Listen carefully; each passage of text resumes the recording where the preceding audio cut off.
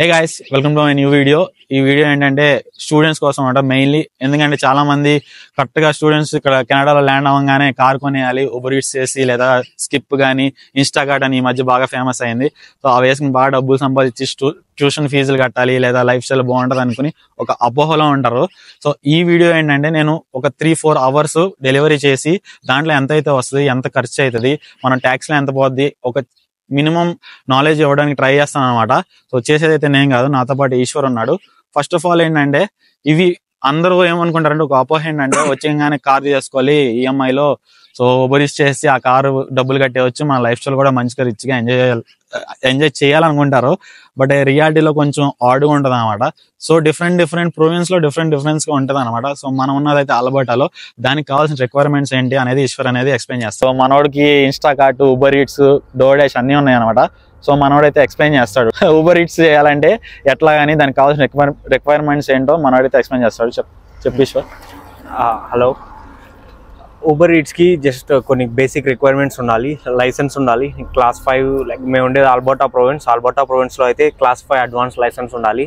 ఇంకా కార్ ఉండాలి. లైక్ ఏ కార్ అన్నా ఓకే, లైక్ ఎందుకంటే మనం ప్యాసింజర్స్ని క్యారీ చేయట్లేదు కాబట్టి. ఇంకా కొన్ని డెలివరీ బ్యాగ్స్ కావాలి. ఫస్ట్ నీకు ఊబర్ అకౌంట్ రిజిస్ట్రేషన్ చేసుకోవాలి. రిజిస్ట్రేషన్ చేసుకున్నప్పుడు ఏంటంటే లైక్ డ్రైవింగ్ లైసెన్స్ హిస్టరీ, కానీ లైసెన్స్, ఇన్సూరెన్స్ ఇవన్నీ సబ్మిట్ చేయాలి. అవన్నీ అప్రూవల్ అయినాక తర్వాత నీకు అకౌంట్ యాక్టివేట్ చేస్తారు వాళ్ళు. తర్వాత నువ్వు థర్మల్ బ్యాగ్ అనేది తీసుకోవాల్సి ఉంటుంది.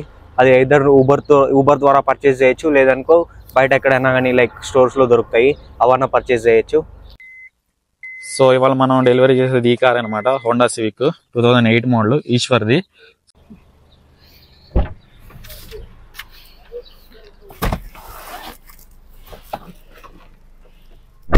సో ఇప్పుడు మనం ఈశ్వర్తో ట్రావెల్ చేసాను అనమాట. చూద్దాము ఉబర్ ఈట్స్ లో ఇవాళ ఎంత వస్తుందని.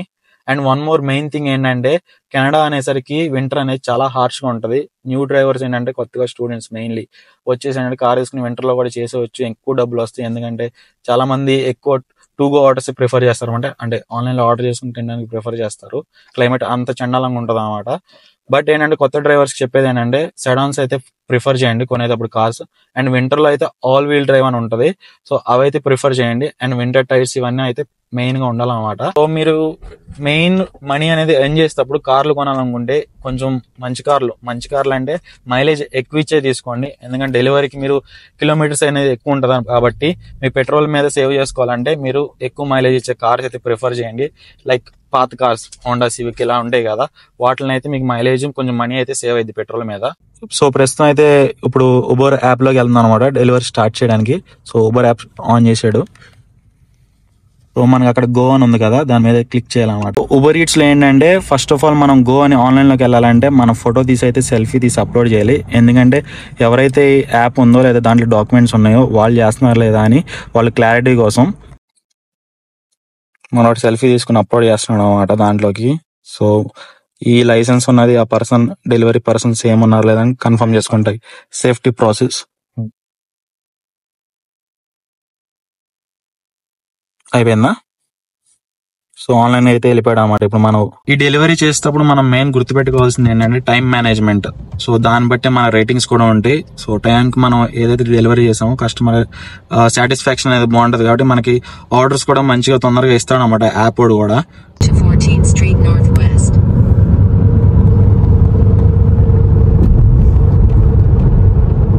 ప్రతి డెలివరీ యాప్ కి వాళ్ళ ఓన్ నావిగేషన్ సిస్టమ్ అనేది ఉంటది. అది మనకు కాంప్లికేటెడ్ గా ఉంటే మనం గూగుల్ మ్యాప్స్ అయితే ప్రిఫర్ చేస్తాం అనమాట. చాలా మంది గూగుల్ మ్యాప్స్ ప్రిఫర్ చేస్తారు. బట్ ఇక్కడ అలవాటు అయిపోయిన వాళ్ళకి ఏంటంటే యాప్ లో నావిగేషన్ యూజ్ చేస్తారు అనమాట. సో మనం అయితే స్టోర్ దగ్గరికి అయితే వచ్చేసాం అనమాట. సో చూడండి అది 2 టాకో. సో ఇక్కడికి వెళ్ళి మనోడైతే పికప్ చేసుకోవాలి. ఎక్కడైతే పార్కింగ్ స్పేస్ ఉంటుందో, కొన్ని చోట్ల అయితే పార్కింగ్ స్పేస్ ఉండదు. అది యాప్లో కొన్ని యాప్స్లో అయితే మెన్షన్ చేస్తారన్నమాట పార్కింగ్ స్పేస్ ఉందా లేదా అని. వెళ్ళి పికప్ అయితే తీసుకొచ్చాడు. ఈ పికప్ చేసుకునేటప్పుడు ఏంటంటే అక్కడ కోడ్ ఉంటుంది, డెలివరీ కోడ్. సో వాళ్ళకైతే మెన్షన్ చేయాలి. కెనడాలో మెయిన్ ఏంటంటే ఈ థర్మల్ ప్యాక్స్ అనేది ఉండాలి డెలివరీ యాప్స్ దగ్గర. ఎందుకంటే బయట కోల్డ్ ఉంటుంది కాబట్టి ఫుడ్ అనేది కోల్డ్ అవ్వకుండా ఉండాలి. మ్యాక్సిమం మనం ఎట్లయితే హాట్గా ఉందో అట్లాగే డెలివరీ చేయాలన్నమాట. సో మనోడు పికప్ చేసుకున్నది ఇదే 2 టాకోలో నుండి. సో చూసారు కదా, CE557 అదే కోడ్ ఉంటుంది అనమాట. ఈ కోడ్ అనేది మనం వాళ్ళకి చెప్పాలి, లేదా కస్టమర్ పేరు అయితే చెప్పినా ఓకే. మనం అయితే డౌన్ టౌన్ లో ఆర్డర్ అయితే యాక్సెప్ట్ చేసాం. అక్కడ నుండి 1 కిలోమీటర్ స్పాట్ అనమాట. అండ్ ఇది డ్రాప్ ఆఫ్ వచ్చేసి రెస్టారెంట్ నుండి 5 కిలోమీటర్స్. సో ఊబర్ వాడు ఇచ్చింది అయితే $5. ఊబర్ యాప్ లో ఏం చూపించాడంటే లైక్ 5 కిలోమీటర్స్ చూపించాడు. బట్ మనోడికి ఇక్కడ లోకల్ డ్రైవింగ్ ఎక్స్పీరియన్స్ ఉంది కాబట్టి 3.5 కిలోమీటర్స్ అంటే 1 కిలోమీటర్ అనేది తగ్గింది. ఇట్లా లోకల్ ఎక్స్పీరియన్స్ ఉంటే డ్రైవింగ్ ఎక్స్పీరియన్స్ ఇదే ఇంపార్టెంట్ అనమాట. మనం పెట్రోల్ మీద కొంచెం సేవ్ చేసుకోవచ్చు, కిలోమీటర్స్ తగ్గుతాయి అనమాట డెలివరీస్ మీద.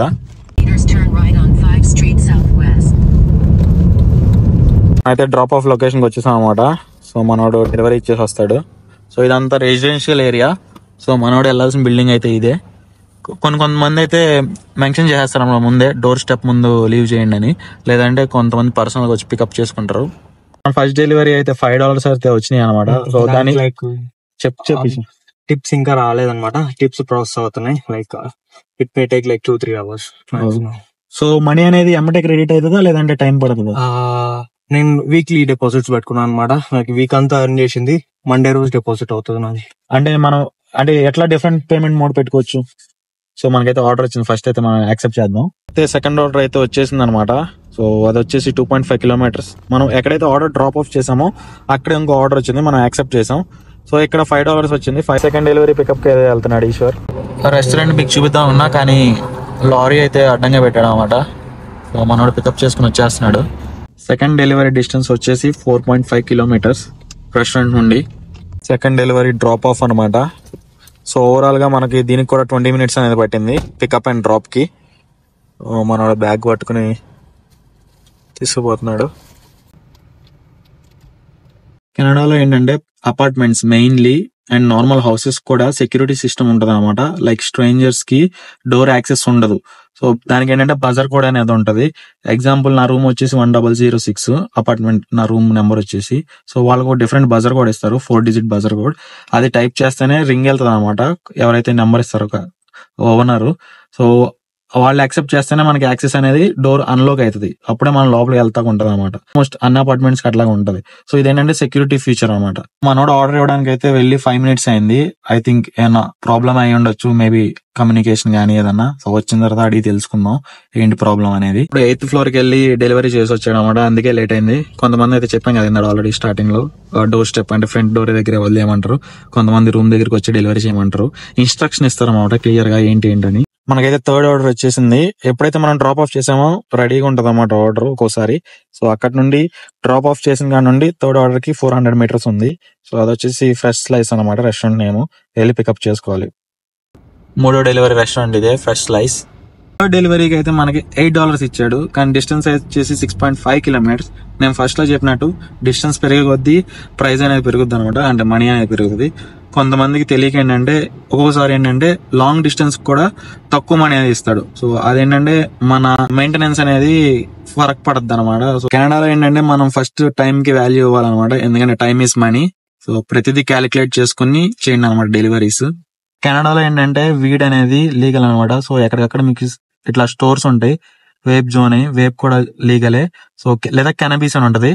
సో ఈ 2 స్టోర్స్ లీగల్. ఇక్కడ మీరు వచ్చి గాంజా, తెలుగులో చెప్పాలంటే గాంజా కొట్టచ్చు ఓపెన్ గా. సో ఇట్లా డ్రాప్ ఆఫ్ చేసి మనం ఫోటో తీసుకుని అయితే కస్టమర్ కి అయితే పెట్టాలన్నమాట, వాళ్ళ హౌస్ లో లేరు. సో మనోడికి ఇప్పుడే 2 వచ్చినాయి అనమాట బ్యాక్ టు బ్యాక్. ఒకటి వచ్చేసి 25 kilometers కానీ $13 ఇచ్చాడు. ఇంకోటి వచ్చేసి 36 kilometers ఓన్లీ $16 అన్నమాట. సో చూడండి, డిస్టెన్స్ ఎక్కువ ఉంది కానీ మనీ తక్కువ ఇచ్చాడు. అది వర్త్ కాదు, మీ టైం అనేది వేస్ట్ అవుతుంది. సో ఇప్పటికి మేము డెలివరీ స్టార్ట్ చేసి 1 hour అయింది అనమాట. 2 o'clock స్టార్ట్ చేసినాం, ఇప్పుడు 3 అయింది. ఓవరాల్ గా 3 డెలివరీస్ అయితే చేసాం అనమాట. అండ్ మాకు వచ్చిన ఇన్కమ్ వచ్చేసి $18, 1 hour కి $18. ఇప్పుడు కాస్కోలో వచ్చింది పికప్. సో 4th పికప్ చేసుకుంటా వెళ్తున్నాం.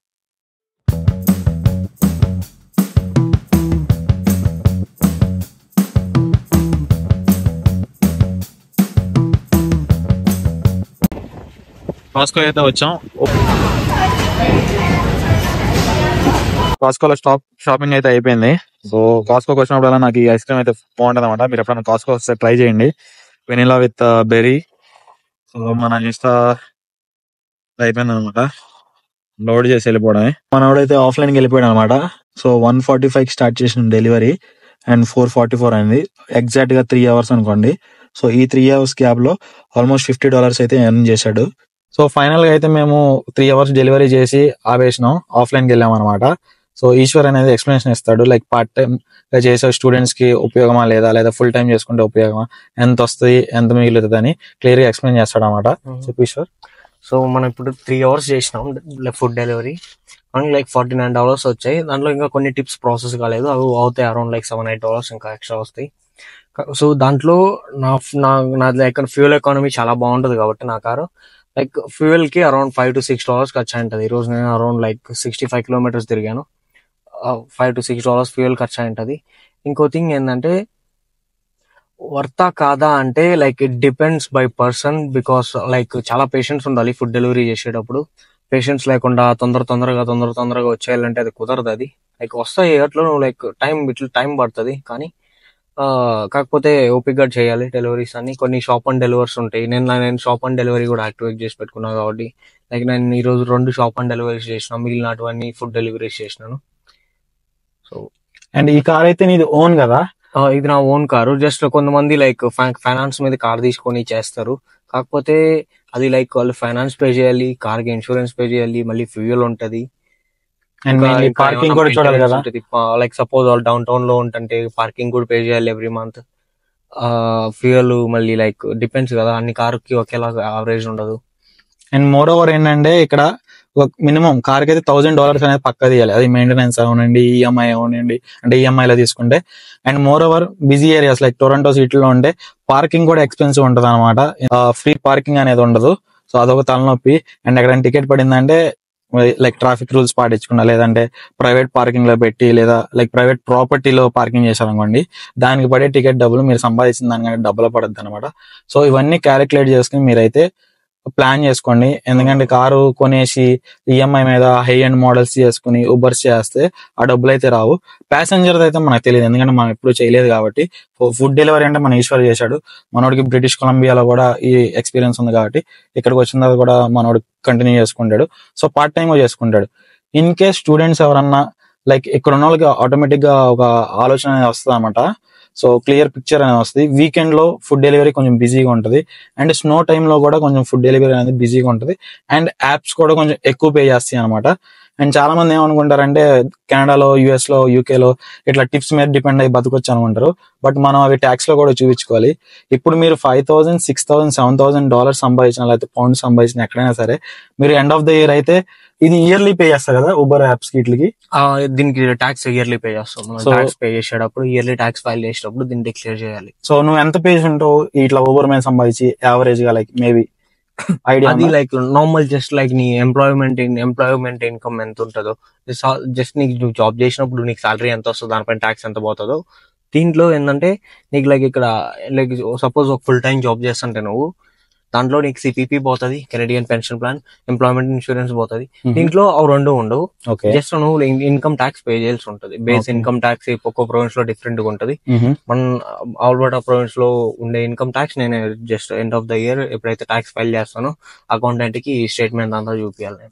ఓకే, సో అది చూసారు కదా, మీరు ఇవన్నీ ప్లాన్ చేసుకోండి. ఎందుకంటే కార్ ఒకటే కాదు కదా, మీ మెయింటెనెన్స్ ఉంటది, మీరు తింటాక వంట కూడా రెంట్ పే చేయాలి కాబట్టి అవన్నీ క్లియర్ పిక్చర్ చేసుకుని అప్పుడే మీరు ఉబర్ లో ఫుల్ టైం దిగాలన్నా, ఎవరైతే పిఆర్ ఉన్నోళ్ళు, లైక్ జాబ్ లేని వాళ్ళకైతే వేరే ఆప్షన్ లేకపోతే చేసుకోవచ్చు.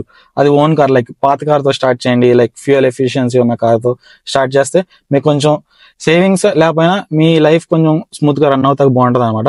కానీ దీని మీదే బతకాలంటే కొన్ని ప్రొవిన్స్ లో ఓకే, కానీ దానికి తగ్గట్టే ఇయర్ ఎండ్ లో ట్యాక్స్ కూడా అట్లాగే పే చేయాల్సి వస్తుంది. ఎందుకంటే మంచి సిటీల్లో ఎక్కువ ట్యాక్స్లు ఉండి, ఆల్బర్టాలో చూసుకుంటే కొంచెం ట్యాక్స్ తక్కువ అనమాట.